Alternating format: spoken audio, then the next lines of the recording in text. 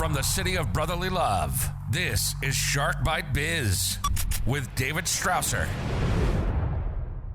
You just arrived to the newest episode of Shark Bite Biz. I'm your rockstar wannabe host, David Strausser, and this is your place to learn how to grow business during complete global chaos. Now let's get into today's episode. Storytelling. That's what we're chatting about. Who are we chatting about it with?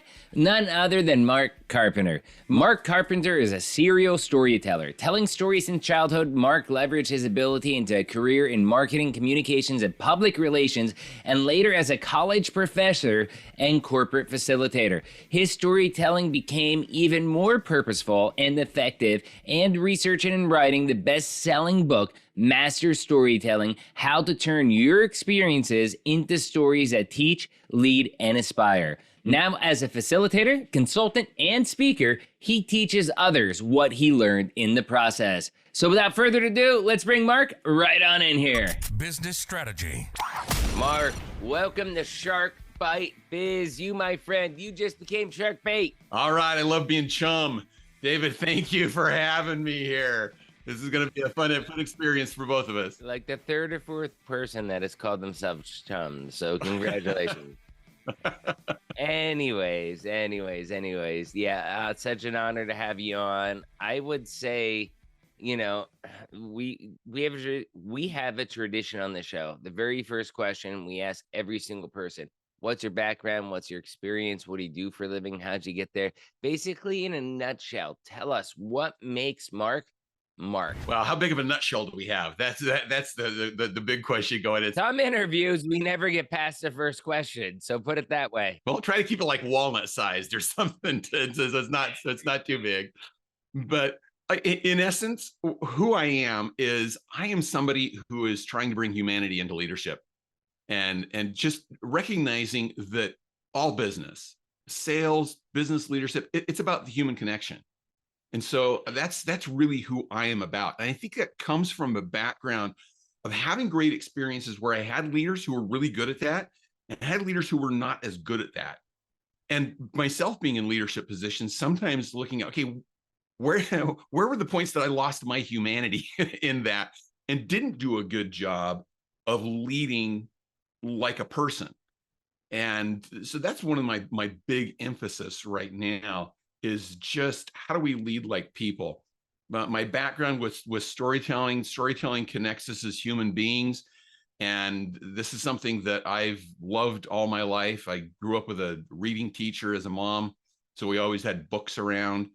I was in marketing, communications, and public relations, where we were always telling the story of the company. Then I got into training and facilitation, which is all about how do you teach with story. That was one of my big backgrounds.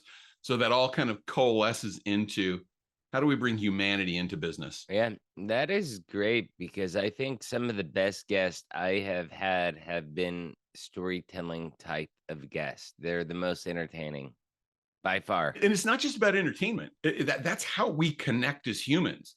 That's how we make sense of the world. Storytelling is sense making. And so this is how we decide who's in our tribe. This is how we understand concepts, because it connects into our own memories and our backgrounds and our experiences. When you're telling me your story or I'm telling you mine, we can make that connection because of shared experiences that we've had as human beings. Understood. So you keep saying that storytelling and human beings. So tell me, how does storytelling connect us as humans then? You know, there's some kind of ancient philosophy behind it, and there's some more modern research behind it. The ancient philosophy side is think about how we communicate. I'm not going that far. Okay. No ancient alien theory here. Okay, just making sure. I'm not going to go ancient aliens. I'm just going to go ancient man. But think about, ancient man. How did we first communicate? It wasn't through written word. It definitely wasn't through email. It was how we talked to each other and how we explained the world to each other through story. It wasn't like we put up a big warning sign, this has dangerous animals in this area. It was, I found out there were dangerous animals there. Maybe my brother died, but I got out alive. And so I want to tell you the story of that so you don't get killed in the process. This is how we survived as a species. Even more recently, there's a lot of brain science around how storytelling connects us as human beings. There's some great research done by Uri Hassan at Princeton about a storyteller and a listener being hooked up to functional MRI. And as they track which parts of their brains are lighting up, they found that the listener would closely track right behind where the storyteller's brain was lighting up. But as the story progressed and as they connected into it more, the listener started to anticipate. And so their brain started to get into sync. So think about this in business, and particularly in sales. Don't you want people to be in sync with you? And storytelling is a way to really sync us up as human beings and get us kind of thinking along the same path. Right. So, getting everybody along the same path, I mean, that sounds like a pretty tough task to do, is it not? Yeah, and you think about culture in organizations, and Can you get everybody to do that? Because I mean, it's hard enough to get more than 50% of the country to lean one way or the other. You know what I'm saying? Like, can you do that? well, and so from a political standpoint, I think it's because we're focusing on the wrong things. If we focused on the bigger picture things, we'd probably be in better shape. But from a business standpoint, you think about what you try to do to get people on board, and it's usually about building culture. And companies who are building culture, they say, well, here's our mission, vision, values. They put all these words on the walls. But it's not the words on the walls that's going to connect people. It's the behaviors in the halls. And it's telling the story about what do these words actually mean. Now, to your point, I don't think that it is possible to get everybody always on the same page. But then maybe those people don't belong in that organization. They belong in a different organization where it's going to align more with who they are. But if you aren't able to tell that story of what those words actually mean, what those behaviors actually look like, there's always going to be a disconnect for people in looking at a word like teamwork and defining that on their own. Okay, so you just kind of really, I think, gave us a good examples, I should say, about how storytelling connects us as humans. What about, because you did mention earlier about leadership, okay, and humanity in leadership. One of the things you talk about is needing more humanity in leadership.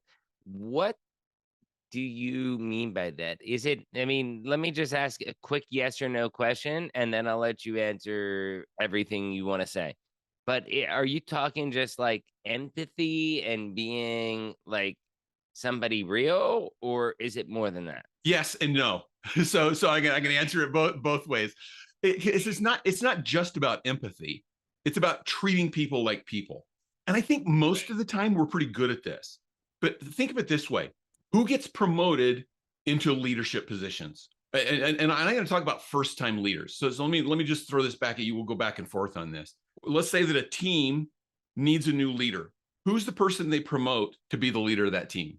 Typically, who gets promoted as the leader of that team? The person I would say is usually, I mean, top performer. If you're working for me, it's going to be the top performer that I end up promoting to the leadership spot on my team.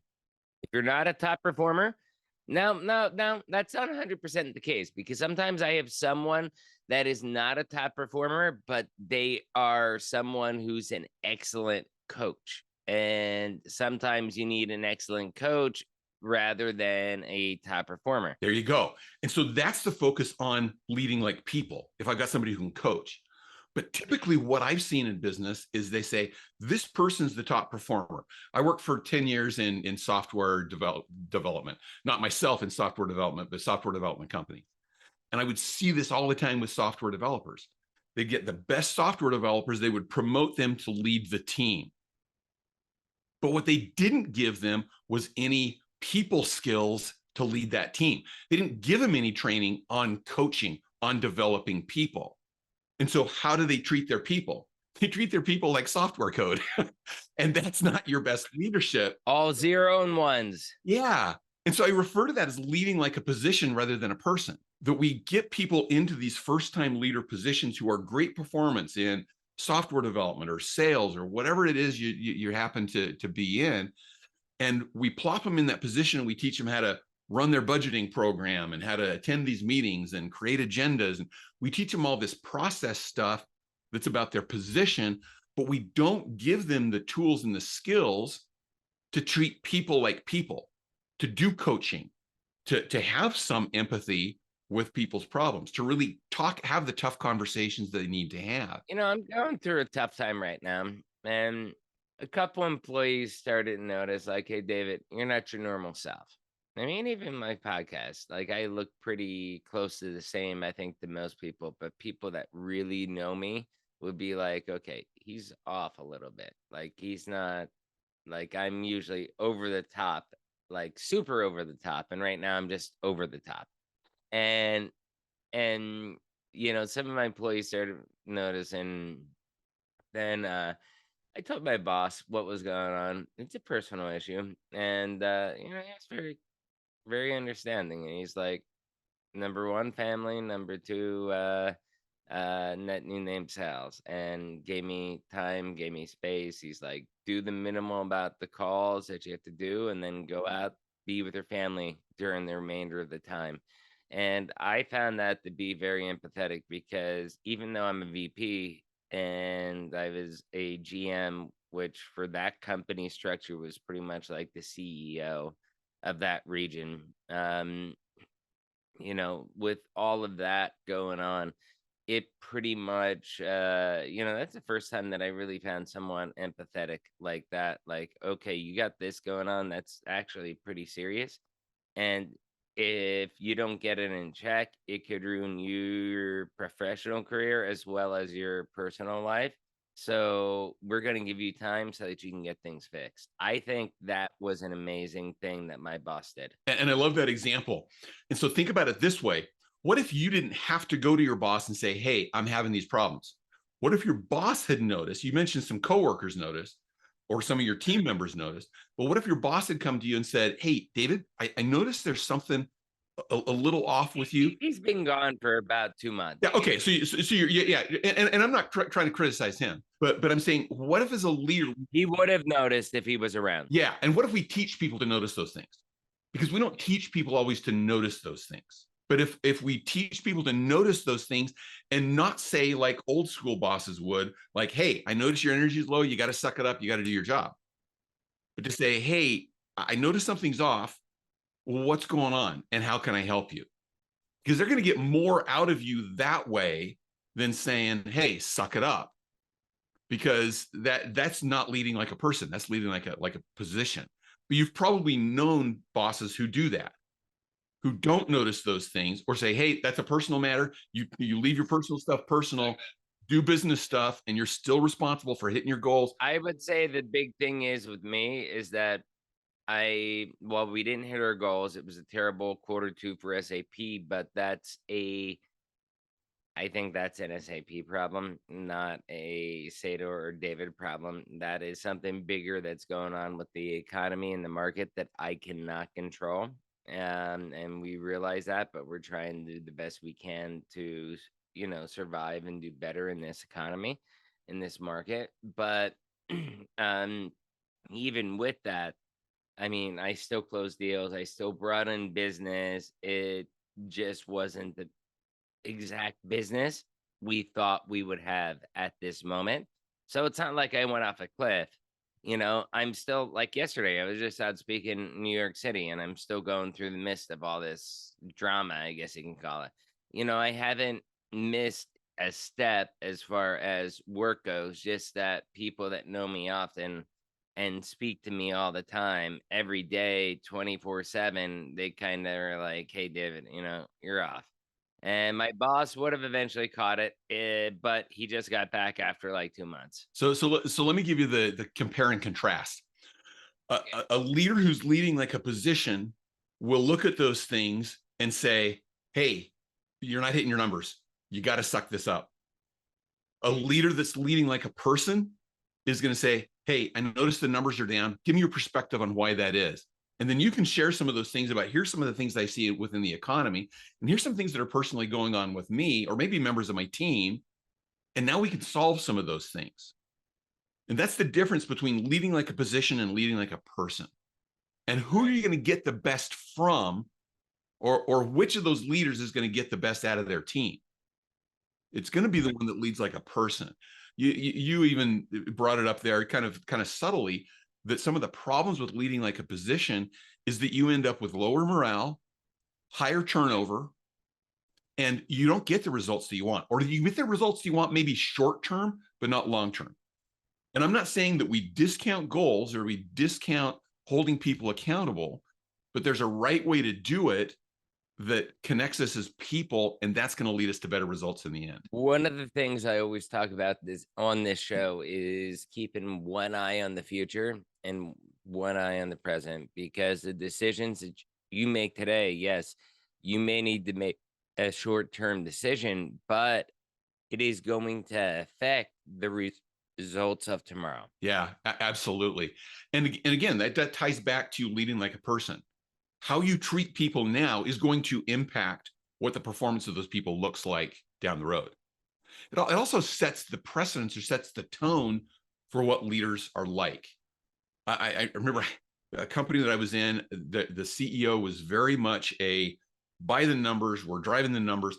There wasn't a lot of humanity. Now, there were times where he demonstrated some humanity, but most of the time it was very much, I'm going to hold your feet to the fire on these numbers.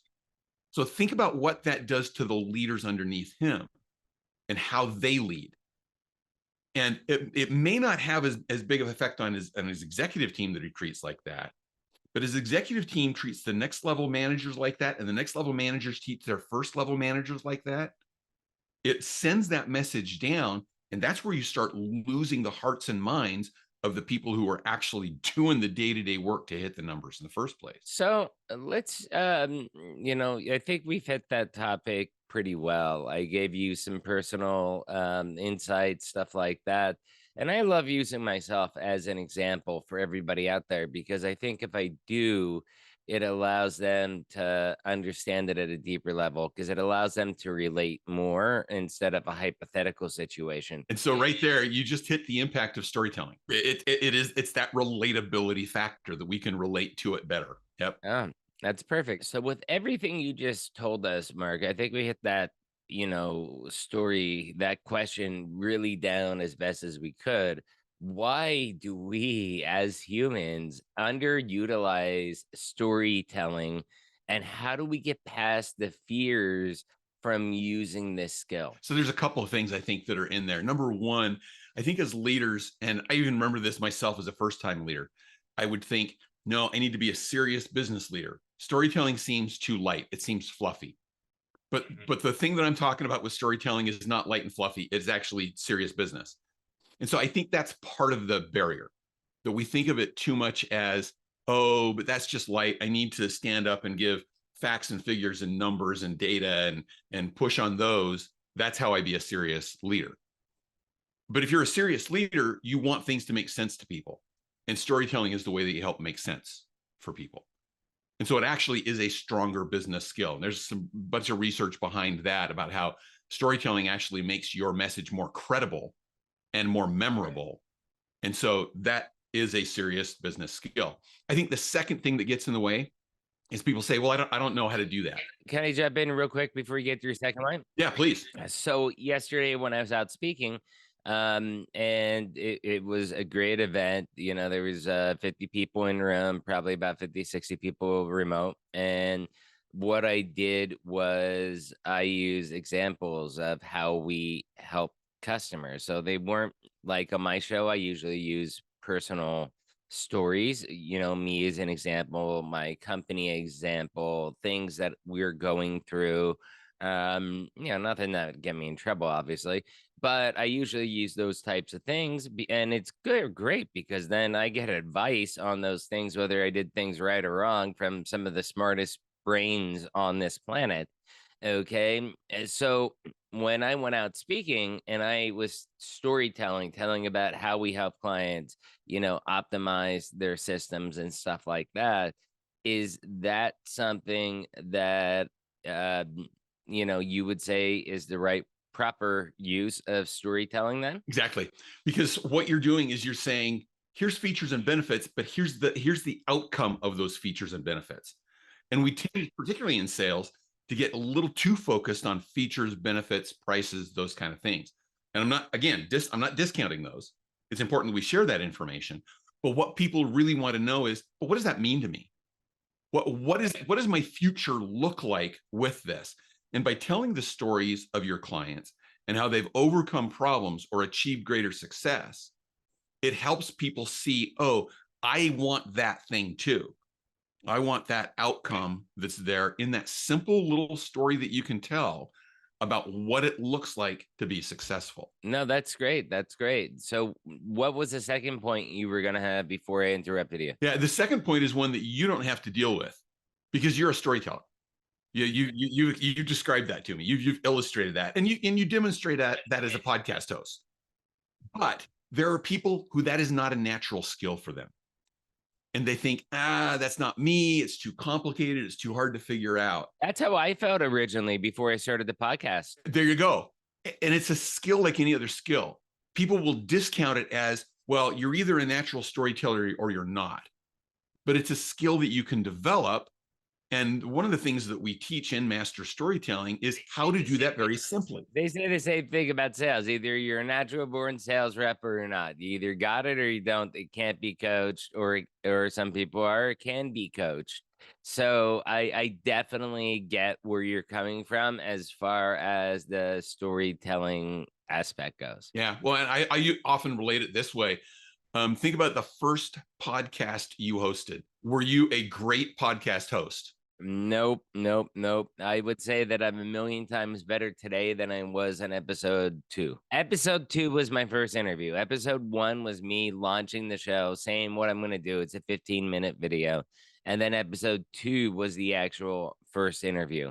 And if you look at that compared to just trying to figure out the technology portion, how do we make this look good, stuff like that, we look at that compared to where we are today, it's night and day. Yeah. And so it's like any other skill. You have to do it. You get advice, you get feedback, you get coaching, you work on it, you develop it, and then it becomes more natural for you as a skill. It's not you're changing your personality. It's just you're building a skill, just like any other skill, like sales, like leadership, like public speaking. Any of those things are skills. Storytelling fits in the skills category as well. Awesome. So, hey, Mark, thank you so much for your time. You've been incredible. I think you gave us a lot of information and strategies to kind of use for storytelling and why it is important for you as an individual or as a leader.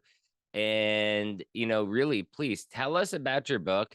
Tell me about how I'm going to get a free signed copy of the book, and tell us how our viewers and listeners can reach out to you. There you go.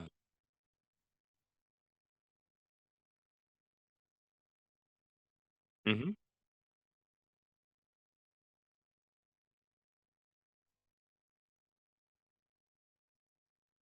Mm-hmm.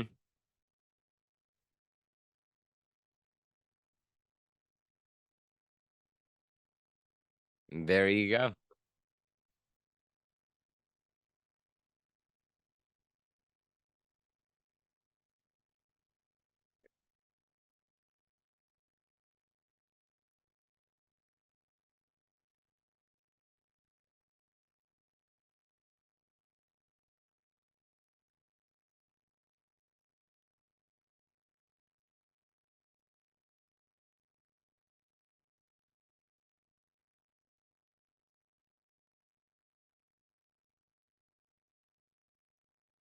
Does it really help like sales rep type people with the storytelling and learning how to tell the story? Because I think that's important. Like, because I view storytelling kind of as like framing the discussion of how you're going to answer a prospect, potential customer. And to me, that is storytelling in a way. Yeah. And even how you frame objections, responses to objections. Storytelling is a great way to do that. If we have time, a quick little story around that.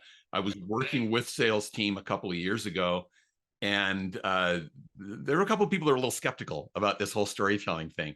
And then I got an email from one of the sales associates a couple of weeks later who said, I've got a client that I have been trying to move forward on this thing. They've been really light in terms of what they've done with this.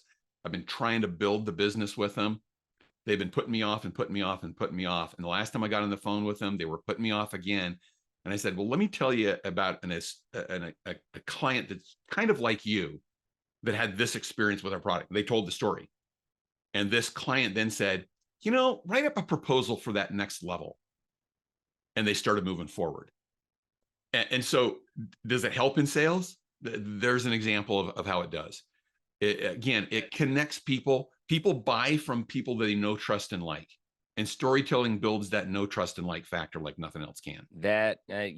I totally agree. I mean, there's nothing you said there that I cannot disagree with.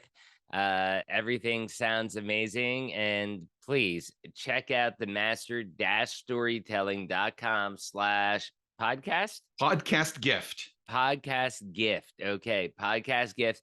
We'll have the link down below in the description. Mark, thank you so much for coming on to the show, sharing your knowledge. You're amazing, my friend. Well, thank you. I'm honored that you'd welcome me in and bring me into your community and let me talk to your audience for a little bit. So no thanks problem. for the great time this morning. No problem at all. Thank you again, and take care.